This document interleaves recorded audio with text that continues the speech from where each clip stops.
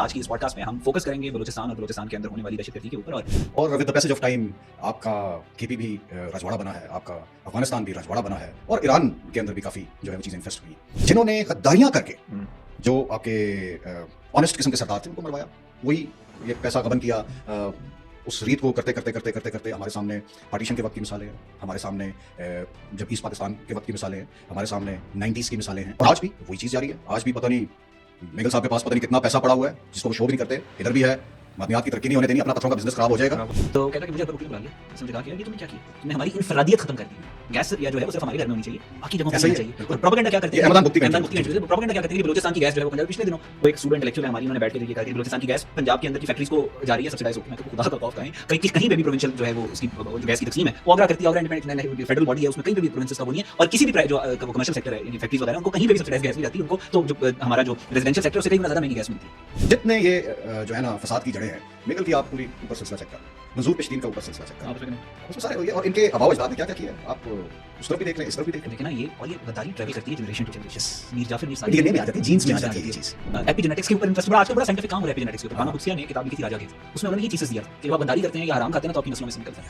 बरतानवी हुकूमत मीर जाफर मीर सादिक की औलादों को वजीफा देती है। उस वक्त की गद्दारी 100-200 साल पुरानी, उनको आज तक वो दिया जा रही है। अख्तर मेंगल का आपने नाम लिया, इसका बाप रसूल बख्श मेंगल, उसने बलोचों के साथ गद्दारी की। अताउल्लाह मेंगल ने बलोच कॉज को वो किया, बलोच कॉज को तो किया, पाकिस्तान के दो टुकड़े करवा दिए। ये वो पार्टी थी उस वक्त जो कि जिस जो पाकिस्तान के साथ नहीं थी ऐसी है। तो लोग टैक्स क्या इसलिए दे रहे हैं, लोग टैक्स क्या इसलिए दे रहे हैं कि हरब यार जो है उधर पार्टियां करे बाहर, और यहाँ कुछ एक आप बस पैसा उसको फुट सोल्जर को पकड़ा दें, और उस फुट सोल्जर को भी कोई अकल नहीं है। इनकी मोरालिटीज देखो, अस्तगफिरुल्लाह। 0.3% से 1% तक अगर पॉपुलेशन इंसर्जेंसी को सपोर्ट करती है तो इंसर्जेंसी के कामयाब होने का तनासब ज्यादा है। बट उस आबादी का रेशियो जो निकलता है, जो इंसर्जेंसी का रेशियो निकलता है 0.001% से भी कम है, उसमें से भी 2 करोड़ आबादी है बलूचिस्तान। मेरे ख्याल में अब ज्यादा हो गई है, ये हमारी पुराना थोड़ा सा सिलसिला था, थोड़ा सा ज्यादा है। बट जो इंसर्जेंट्स हैं देखो हिमाचल नंबर सिर्फ ये है कि बलूचिस्तान चूंकि सेकेंडेड है, हर चीजें सेकेंडेड है, तो वो छोटे छोटे ग्रोह को अपनी कार्रवाई करने का मौका मिल जाता है। And you can spread and stretch the forces also everywhere. ना अमीर मुल्क नहीं है, हमारी एक फौज है जिसको बड़े अरसे तक वो उतनी ही है, उसमें एक्सपेंशंस होंगी, बिल्कुल होंगी, लेकिन वो बॉर्डर देख लेना, पहले कितना बॉर्डर पोरस था, उस बॉर्डर को भी हमने सिक्योर करना है। फिर पाकिस्तान ईस्ट वेस्ट हर जगह से जो है वो it has to look after, और फिर मुल्क के अंदर जो इस वक्त जो अंदरूनी खलफशार है उन चीजों को भी देखना है। तो ये नहीं कि हम हर जगह हर चीज के लिए पहुंच जाएंगे और हमारा अपने इलाके में जंग तो नहीं करनी है हमें।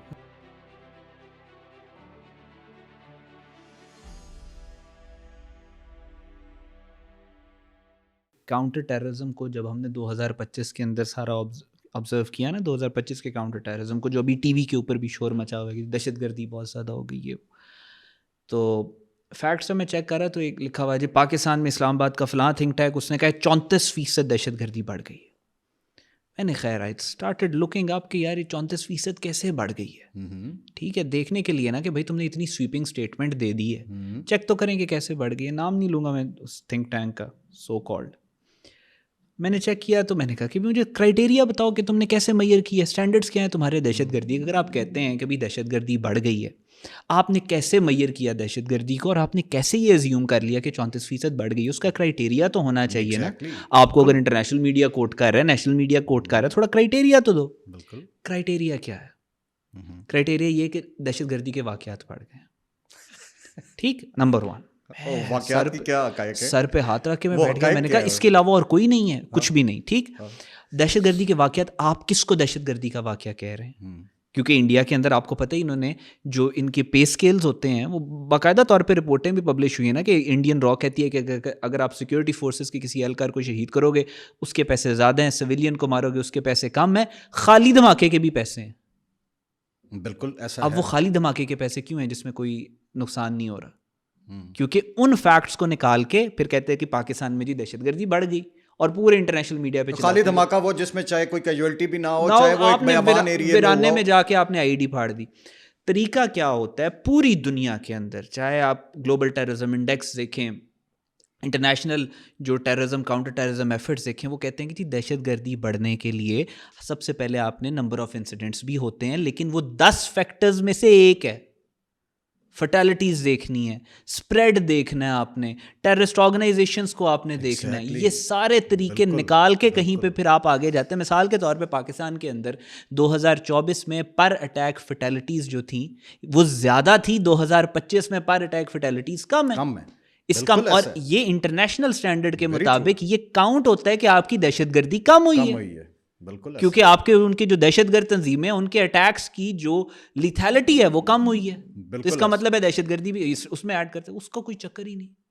सो हम we are playing right into the trap. ये जो सारा आपको फियास्को नजर आ रहा है ना कि जी दहशतगर्दी ज़्यादा होगी, एक्चुअली अगर आप इसको काउंटर टेररिज्म की बुनियादों पर देखें तो वो कम हुई है पाकिस्तान के अंदर दहशतगर्दी भाई। अहमद भाई, ज़्यादा नहीं। हमने जब ये स्टार्ट किया ना बातचीत करना आपस में, तो हम यही कह रहे थे हमें सही एजुकेट होने की जरूरत सही बात है। और शायद और मैं ये भी मैं बड़ा आपको- एजुकेट हो रहा हूँ। आई एम और मैं लर्निंग आपको मच ऑनेस्टली फ्रॉम बताऊं, यू राइट नाउ। दुनिया में अगर कहीं पे भी ये हरकत की जाती ना, 34% दहशतगर्दी बढ़ गई है इस तरीके से, तो बड़ा सख्त किस्म के केसेस होते हैं। सर इन्होंने हम वो पहले बात कर रहे थे उसमें रह गई कि एजुकेशन को इन्होंने निशाना बनाया। इन्होंने एजुकेशन को भी निशाना बनाया और इन्होंने इंटीरियर को भी निशाना बनाया। मैं अभी सिर्फ बलोचिस्तान प्रोविंशियल फैक्टर को डिस्कस कर रहा हूँ, 70s after the east west partition. और वो क्यों बनाया? क्योंकि बलोच या ब्रहवी मिलाकर कोई 36% थे। बाकी 64% जो थे स्कॉलर्स एजुकेशन के अंदर, faculty members of their university.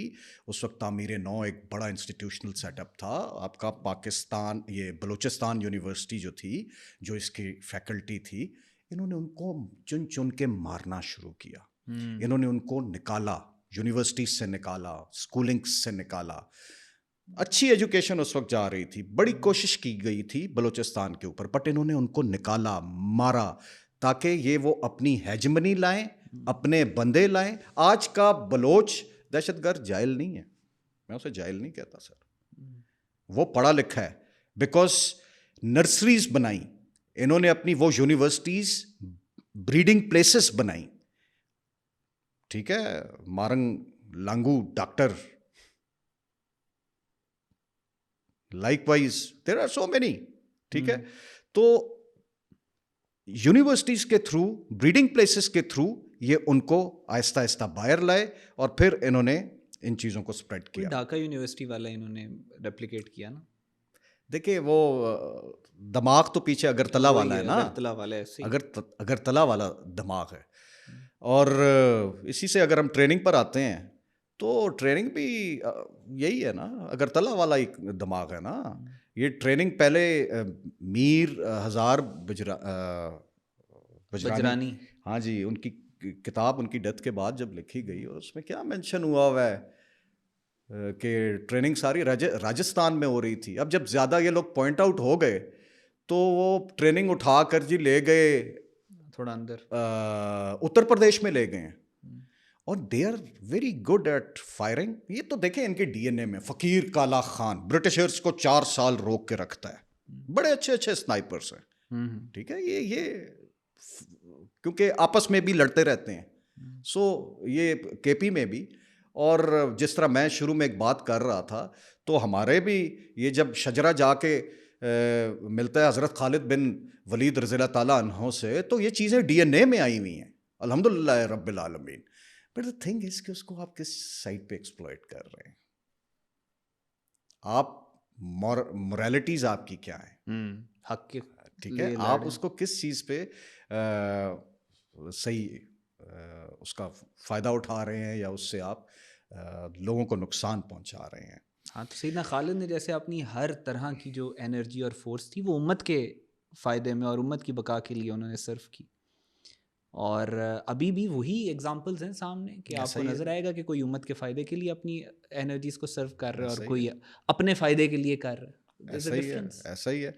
Sistan की नर्सरीज खुली इनके लिए, वहाँ की ट्रेनिंग खुले, क्योंकि जब वो 84 के बाद, 80s मिड 80s के बाद जब, क्योंकि वो जो वहाँ गवर्नमेंट आई ना, वो बलूचिस्तान की इंसर्जेंसी के साथ थे, वो उनको स्ट्रॉन्ग करना चाहते थे, तो फिर वहाँ ट्रेनिंग कैंप्स भी खुले। वो मौलवी इनको स्ट्रॉन्गर बनाना चाहते थे पाकिस्तान गवर्नमेंट के, वो फैक्टर भी था। फिर एक और फैक्टर आपके सामने मिसालें हैं, अभी हमने पीछे जा जाके ईरान में भी इनको ठोका है, हमने अफगानिस्तान में भी जाके इनको ठोका है। अफगानिस्तान में करंटली 24 कैंप्स हैं और ये 40 तक भी गए हैं। इंडिया का मैंने आपको बता दिया, राजस्थान में ट्रेनिंग हुआ करती थी, पॉइंट आउट हुए, हाईलाइट हुए, आइडेंटिफाइड हुए उत्तर प्रदेश की तरफ। फिर डेफिनेटली इनके अब एक नई सिलसिला आ चुका है, नई इन्होंने तंजीम साजी कुछ इस तरह की है कि अफ़गानिस्तान को बड़ा हैविली जो है इन्वॉल्व किया हुआ है। पीछे भारत ही है, पीछे वो नितिन मोदी मेंटालिटी है। इक्विपमेंट में आपके जो अमरीकियों का साजो सामान सारा रह गया है इस तरफ, वो इनको पहुंचाया जा रहा है। ये जो दिखा रहे हैं ना कि 50 से 60 लाख 40 लाख हम एक सोल्जर का खर्चा है, कोई इस तरह का बजट अभी खड़ा कर दिया है इन्होंने। हाँ, कुछ इस तरह इक्विपमेंट की कॉस्ट जो है वो इतनी बन जाती है एक सोल्जर पे।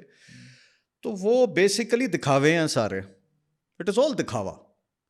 आपका जो असला है वो आपको जी अफगानिस्तान प्रोवाइड, नौकुंडी ऑपरेशन में क्या था, जो माल मता मिला, ये 31 जनवरी जो 31 जनवरी के बाद जो सिलसिले हुए इनमें क्या माल मता नज़र आ रहा है। या इवन पीछे ले जाएं, देखें आपके जो वेपन्स हैं वो वेपन्स ऐसी बात नहीं है कि हमसे अच्छे वेपन्स हैं, हमारे अल्हम्दुलिल्लाह बहुत अच्छे वेपन्स हैं। हमारा वेपन बड़ा जालिम वेपन है और बहुत अच्छा वेपन है। मैं बात कर रहा हूँ स्पेशली जो कि इनके पास अब इनसे चीज़ें बरामद हो रही हैं, ये सारी मिलिट्री ग्रेडेड चीज़ें, ये एकॉक साइट्स लगी हुई, लेज़र डेजिग्नेशंस, थर्मल साइट्स, ये इतनी आसानी से नहीं आ सकती, मिल सकती, ये आपको कोई प्रोवाइड कर रहा है। हाँ। तो वो ANA फैक्टर भी है बीच में जी। ANA के पीछे कौन है, फंडिंग कौन कर रहा है, प्रोविजन कौन कर रहा है और ऑपरेट कौन कर रहा है, ये सारी चीज़ें देखने की ज़रूरत है। वो नौकुंडी ऑपरेशन में कैमल बैग्स पकड़े, भाई कैमल बैग तो अमेरिका में बनते हैं, वो छोड़ के गए हैं, वो इतना सारा जो सिलसिला उसको आप इस तरफ डाइवर्ट कर रहे हो, क्योंकि उसके अंदर आप, और देखा कितना वसी एक्सप्लोसिव और वो सारा सिलसिला उनसे बरामद हुआ, बिकॉज वो पैक हैं कि उनके अंदर आप जो है ना 70 किलो वजन भी डाल दो तो वो छोटे पैक्स फटेंगे नहीं। वो उठा के बंदा जो है अगर दौड़ता भी रहे ना 20-20 किलोमीटर तो वो पैक में कुछ नहीं होने वाला। तो उस ग्रेडेड के PACS, UBGLs, under barrel grenade launchers, ये वो वाले वेपन्स हैं जो कि इनको प्रोवाइड किए गए। यूरोपियन ग्रेडेड ग्रेनेड लॉन्चर्स, भाई ये तो सिविल को इजाजत ही नहीं है मिलना, इनकी तो इंडेंटिंग उस तरह हो ही नहीं सकती, तो ये कहां से आए हैं? और ये है बिल्कुल, ये मौजूद है अफगानिस्तान में जो छोड़ के गए हैं, ठीक है, NATO जो छोड़ के गई है वो उधर से इधर डिलीवर हुआ है। जैसे मैंने एक आध पॉडकास्ट में जिक्र भी किया था कि वॉल चॉकिंग हुई हुई है उनके ऊपर, नंबरिंग, वेपन के ऊपर नंबरिंग हुई हुई है, जो कुछ वेपन्स हमें इस तरह के मिले। तो इट मीन्स भाई ये दुनिया की सारी एंटी पाकिस्तान कुव्वतें मिलकर किस तरह इन प्रॉक्सियों से हमें लड़ा रही हैं। हाँ, और वो अल्लाह का शुक्र है, वी कैन 70 साल से क्या 1 सेंटीमीटर भी तो बलूचिस्तान का नहीं ले सके ना। अल्हम्दुलिल्लाह रब्बिल आलमीन, KGB है, मुसाड है, जो अल्हम्दुलिल्लाह रब्बिल आलमीन। और इनके ये वो जो हैं अगले आने वाले 100 साल भी नहीं ले सकते, 1 सेंटीमीटर भी बलूचिस्तान का नहीं ले सकते। अब बात हो रही थी, ये जो लीडर है जो कहता है कि तुम इधर हम इधर, अख्तर मेंगल, ओ भाई तुम कहते हो उनकी गुलामी से आज़ादी, तुमने अपने गुलाम इनको बना कर रखा हुआ। इनको समझ आनी चाहिए कि ये जो फितना है, फितना हिंदुस्तान, ये अख्तर मेंगल का गुलाम है, पाकिस्तान का गुलाम नहीं है। पाकिस्तान इनको पूरे राइट्स देता है, ये अख्तर मेंगल का गुलाम है। वो इसके अपने कबीले के, वो क्या लांगो कबीले का, इसके जिस पे ये जुल्म कर रहा था, वोट मांग रहा था, उसने सारी प्रेस कॉन्फ्रेंस की थी ना कराची में, रोया था उसमें, उससे कहा था किस तरह अख्तर मेंगल ने जेलें बनाई हुई अपने घर, प्राइवेट जेलें, और उसके कबीले के कुछ बंदे गए थे उधर, हाँ जी, और फिर उनको मारा पीटा गया। ये इनकी मोरालिटीज नहीं। वो कर्नल लईक का एक किस्सा है, ज़ियारत से वो वापस आ रहे थे, उनको फैमिली के साथ थे, पकड़ लिया। खैर जी, अच्छा ये ना दिखाने के लिए ना ख़वातीन को जाने देते हैं, ये सिर्फ कैमरे की आंख तक है, ये सिर्फ कैमरे की आंख तक है। ये अभी 31 जनवरी को इन्होंने जो फैमिलियों को जिस बेदर्दी से, बेईमाना तरीके से उन तशद्दुद करके कत्ल किया है, लोगों को पता चलने की ज़रूरत है इन चीज़ों की। खैर फैमिली को छोड़ दिया कि हमने उस अफसर को पकड़ लिया, उस अफसर के साथ उसके कज़न को भी पकड़ा था, फिर इनको भगा के ले जा रहे हैं पहाड़ों में। अब वो थे थोड़े से बल्कि थे उनके कज़न, अल्लाह उनको बख्शे। आपको पता है उसको किस तरह मारा है? वो चल नहीं सकता था साथ, तो उसको गोली से नहीं मारा, उसको पत्थर पे रखा है और बड़े पत्थर से उसके सर पे पत्थर मार के मारा है। ये इनकी मोरालिटीज़ हैं। अभी ज़रा मैं इनकी मोरालिटीज़ को हाईलाइट करूं। ये बंदों को जब फौजियों को पकड़ते हैं या कुछ करते हैं और इनके मकासद पूरे नहीं हो रहे होते, उनकी लिम्ब्स काटते हैं। और जो खुद इंटेरोगेशन के दौरान लोगों ने बताया है जी, ये मैं कोई नई बात नहीं कर रहा, जो इनके मुंह से निकली हुई बातें हैं, जो पकड़े जाते हैं फिर वो रो के फिर किस तरह सारी चीज़ों का इंकशाफ खुद ही करते हैं। तो लिम्स काटते हैं, खून रिस रहा होता है और हंसते हैं, ठट्ठे मारते हैं और इस चीज़ को एंजॉय करते हैं। देखिए फितना अल खवारिज की तो एक फॉल्स रिलीजियस मोटिवेशन है। इन लोगों का रिलीजन कोई खाता नहीं है भाई। ये नेशनलिज्म जो कि जिस तरह आपको पहले हमने डिस्कस किया ब्रीड हो चुका है, और पैसा पैसा पैसा। हाँ, क्रिमिनल्स हैं ये, मतलब वो ड्रग्स हैं, उसमें स्मगलिंग है, ये 3-4 एग्जैक्टली स्मगलिंग है बिल्कुल। और उस स्मगलिंग को छुपाने के लिए हमें पता है कि कितना इस साइड से, ईरान की साइड से और उस फिर तरफ के मैंने बॉर्डर तो से इन्होंने ये भी कितना सुना है कुछ कि जो स्मगल। लोग ऑपरेशंस में रहे हैं तो वो कहते हैं कि अब बलूचिस्तान के अंदर जो एक्सप्लॉयटेशन ये ख़वातीन की करते हैं सेक्स वर्कर्स के तौर के ऊपर, जिस तरीके से उसको लेके आते हैं ये BLA वाले। आपने एक चीज़ देखी है कि फीमेल्स जो हैं काफ़ी एक्टिव नज़र आ रही हैं। वो ख्वारिज की साइड पे फीमेल्स क्यों नहीं एक्टिव नज़र आती? क्योंकि देखिए ये थोड़ा लिबरल खाता है इस तरफ, ये लिबरल खाता है। यहाँ आपको जो है ना ख़वातीन काफ़ी चढ़ कर नज़र आती हैं। अभी पीछे भी एक आध वो लड़की थी, उसकी हेयर ऑफ जो ये कहते हैं, उसमें उसकी तस्वीर आई थी। खैर ये तो एक दो गिने चुने किस्से हैं, बट मैं ज़रा थोड़ा सा खुल के आपको इस तरह बताता हूँ। चूँकि ये खुद हाईलाइट हो जाते हैं, आइडेंटिफाई हो जाते हैं, सॉफ्टवेयर पर्पसेस के लिए ख़वातीन को यूज़ करते हैं। नहीं है, और दूसरा ये इंडियन एंगल भी तो है ना, सॉफ्ट इमेज के लिए ये ख़वातीन का जिस तरीके से इस्तेमाल करते रहे हैं। वो थिन्मोजी राजा रत्नम जो थी, जिसने राजीव गांधी को मारा, तामिल टाइगर्स का भी जो सुसाइड स्क्वाड था, वेरी राइटली ब्रॉट आउट, उसमें ये सब कुछ करते हैं। फिर ये खवारिज वाला जो मामला होता है, ये ट्यूटलेज तो इंडियंस की है ना, ट्यूटलेज इंडियंस की है सारी। फिर दूसरा सुसाइड बॉम्बिंग के लिए ये जो खवारिज वाला ये वाला सारा गैंग है, इन्होंने भी अपने जो सबकॉन्शियस एम्बेडिंग के सेंटर्स बनाए हुए होते हैं, उसमें भी ख़वातीन होती हैं जी। वो इनको जो इंजेक्शंस लगा के तो फिर इनका जो माइंड नम किया जाता है, तो वो जो जन्नत का उनको व्यू देते हैं, उसमें वो सारा ये उसको एक्सप्लॉइट करते हैं। जो बेसिक ह्यूमन डिज़ायर्स होती हैं उसका इस्तेमाल करके ये उनकी एक्सप्लॉइटेशन जो है, that is part of this terrorism. एक और चीज़ मैं आपको बताता हूँ अहमद भाई, इससे याद आया, फरिश्ता बेस्ड ऑपरेशन था एक FBO। तो उस FBO के दौरान हमें ये ख़बर मिली कि फ़लाँ जगह है, तो ये बंदा है और ये इज़ इन्वॉल्व और ये सारा चक्कर है। तो डेफिनेटली जब आप किसी जगह पे जाते हैं, आप फैमिली भी उसकी साथ है, तो आप फोर्स एंट्रीज नहीं होती, बाय सेइंग फोर्स एंट्री, यानी कि आप द्रुज करके अंदर नहीं जा रहे, आप बाकायदा नॉक करते हैं, आप बाकायदा परमिशन लेते हैं अगले से। और अहमद भाई ये सतर प्रोवाइड कर रही हैं उसको, पर्दा प्रोवाइड कर रही हैं अपने उस बंदे को, ताकि ट्रूप्स जो आए हैं वो उसको पकड़ ना सकें। और सतर किस हालत में प्रोवाइड कर रही हैं वो बताने के काबिल नहीं है। हमारी अपनी कोई YouTube की भी सिलसिले होते हैं, हमें उन पॉलिसीज़ को भी मद्देनज़र रखना चाहिए। हम इतना खुला कुछ बातें नहीं कर सकते। किस हालत में वो कर रही हैं, दिस इज़ एक्सप्लॉयटेशन जो है वो नेक्स्ट लेवल के ऊपर। असल में यही जहालत है बेसिकली। और ये जो सारा इंफ्रास्ट्रक्चर है ना, ये जहालत का, ये बहुत ज़रूरी है इन लोगों के फंक्शन करने के लिए। तो ये चाहते हैं कि वहाँ पे जो जहाँ से बात शुरू हुई है कि कोई एजुकेट ना हो, प्रोपेगेंडा कहीं पे ख़त्म ना हो, और ये जो एक आधी औरत जो है वो तो आपको दिखा देते हैं ना कि यार ये देखेंगे जी, ये तो बंदूक पकड़ के खड़ी है और वो जी बड़े रोमांटिक स्टाइल में गोलियां दे रही है कि सायोप्स है इनका, सायोप्स है। सायोप्स है। वो कहर से क्या बनता है? काजी साहब की काजी एरो हाइव रेंजर्स, जिसके ड्रोन्स उन्होंने तैयार किए। आज ये उससे ग्रेनेड फेंक दें, फलाना फेंक दें, एक्सप्लोसिव फेंक दें, ये वो कार्रवाइयाँ कर रहे हैं। जो पाकिस्तानी ड्रोन्स हैं उन्होंने कहर मचाया है, सही कहर, काफ हे रे। काजी एरो हाइव रेंजर्स नहीं, उन्होंने कहर मचाया है मार्का हक में।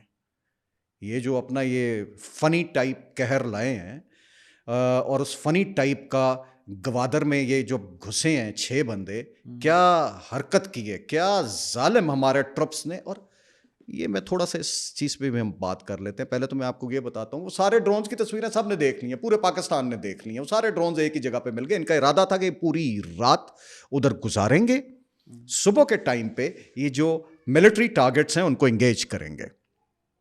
लेकिन अल्लाह का करम है सबसे पहले, और कॉम्पिटेंस है हमारी फ़ौज का, माशाल्लाह, प्रोफेशनलिज्म है।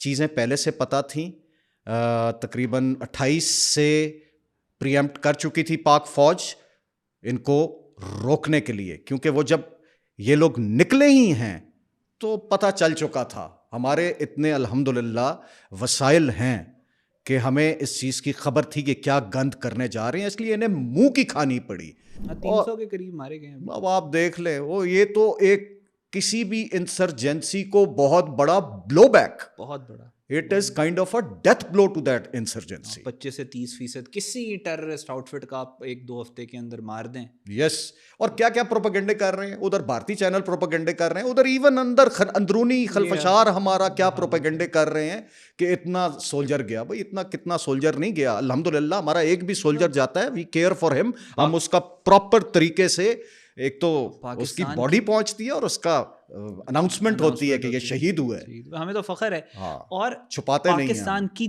तारीख में काउंटर टेररिज्म एफर्ट्स में 2 हफ्ते के अंदर इस तरह का डिग्रेडेशन ऑपरेशन नहीं हुआ। यस, आपने किसी टेररिस्ट आउटफिट का 20-25 से 30% बंदा 2 हफ्ते के अंदर अंदर आपने न्यूट्रलाइज किया है। आपने उनके आने वाले 10 साल के प्लान्स आपने ख़त्म कर दिया, आपने उसके डिग्रेड, आपने उनकी कमांड एंड कंट्रोल तबाह कर दिया, आपने उनके मतलब उस टेररिस्ट ऑर्गेनाइजेशन वो तो गई है, उसके जो हैंडलर्स हैं उनके 10 साल के प्लान्स हैं वो आपने ख़त्म किए। ऐसा नुकसान आपने उनको कर दिया है कि वो अब रिकवर करना उनके लिए मुश्किल है। हमारे यहाँ पे जी इंटेलिजेंस फेलियर है तो जी वो ये है तो जी वो है, इस तरह का। और थोड़ा सा हमारे काफ़ी हमारे जर्नलिस्ट हैं, बड़े सीनियर जर्नलिस्ट हैं, और वो गलत तरीके से इन चीज़ों को प्रोलिफरेट कर रहे हैं। मेंगल की बातें, वो मेंगल क्या है? मेंगल अपने रिश्तेदारों के साथ सीधा नहीं है तो अपने उन गुलामों के साथ किस तरह सीधा होगा? मतलब जब वो वाला इनका प्रॉन्ग कामयाब ना हो सका तो उन्होंने पॉलिटिकल जाहिर करना ही था, तो अभी आकर वो पॉलिटिकल शुरू हो गए। भाई 2 दिन की तुमने जो है कार्रवाई करने की कोशिश की है, जिसमें से तुम 2 घंटे भी नहीं गुजार सके हो, अगले दिन पे गेम नहीं जाने दी पाक फौज ने। तो फिर अगर कोई थोड़ा सा स्पाइन होती तो फिर दिखाते वो देखे और ना? निकलते मजीद बिलों से। ये पहाड़ों के ऊपर होते हैं, रस्सों से उतरते हैं, पहाड़ों के अंदर गार बनाए हुए हैं, गारों के अंदर मुख्तलिफ सिस्टम है, गेट्स हैं अंदर, टनल्स में, अंदर से आपको जन्नत की सनद भी निकलेगी। जन्नत की सनद क्या है जी? वो एक पर्चा है जिस पे जी ये आप you will be going to heaven once you will be शहीद। क्या रियली? अच्छा, अब यहाँ पे ये देखे ना, बात ये है कि आपका 300 बंदा मारा गया, ठीक है, दहशत गर्दों का। उस वक्त अख्तर मेंगल आके कह रहे कि जी बलूचिस्तान जो है पाकिस्तान के हाथ से निकल जाएगा। आप देखें जिस उस टाइमिंग को मैच अप करें कि एक तरफ BLA तबाह हो रही है, दूसरी तरफ तुम आके कह रहे हो, वाज़े हो जाती है बात कि इनके इशारों पे आके कह रहे हैं। प्रॉब्लम पता है क्या है? वो इंडिया वालों ने भी तो अपनी नौकरियां बचानी है ना। अजित कुमार डोवल पे प्रेशर है, वो पिछले 20 साल से अरबों रुपया लगा चुके हैं टीटीपी बीएलए पे।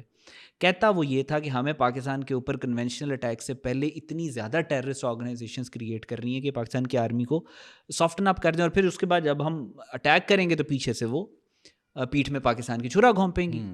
प्लान यही था इनका, मार का हक में भी इन्होंने टीटीपी भेजी, एक दिन के अंदर 100 के करीब जहन्नम के कुत्ते ये बॉर्डर के ऊपर मारे गए। बीएलए ने एक दिन के अंदर जो है, यानी 9 से 10 मई के तकरीबन 20-25 जगह के ऊपर बलूचिस्तान के अंदर, और फिर इन्होंने अफगानिस्तान को थोड़ा सा झंझोड़ा किया। अब हुआ ये कि वो जो सारा प्रोसेस था कि भाई ये आएंगे, ये तो निकले नहीं, और डोवल के ऊपर प्रेशर है अब कि भाई तुमने ये क्या किया, तुम तो हमें स्टैंडिंग कमेटी से लेकर रॉ के अंदर उसके ऊपर प्रेशर, उनको तो मौका मिल गया जो ऑलरेडी कांग्रेस से, उन्होंने कहा कि भाई तुमने तो हमारे अरबों रुपए ज़ाया कर दिए, तो हुआ ही कुछ नहीं। इसके बाद फिर उसने कहा कि नहीं, मैं दोबारा से इसको ज़रा पुश करूँगा। आखिरी अपनी लाइफ के भी वो, मेरा ख्याल है वो अभी इसको कह रहे थे कि इसको हटा देंगे, बूढ़ा बहुत ज़्यादा हो गया, तो वो और ज़्यादा इनको पुश कर रहा है। और वही इन्होंने, जाहिर है वो, और टूल क्या है उनके पास, ये सोशल मीडिया के ऊपर प्रोलिफरेट कर दे, बलूचिस्तान अलहदा हो जाएगा, अलहदा कहाँ से हो जाएगा, लिटरली हो भी नहीं सकता। और दूसरा ये कि इनकी जो जिस तरीके से पिटाई हो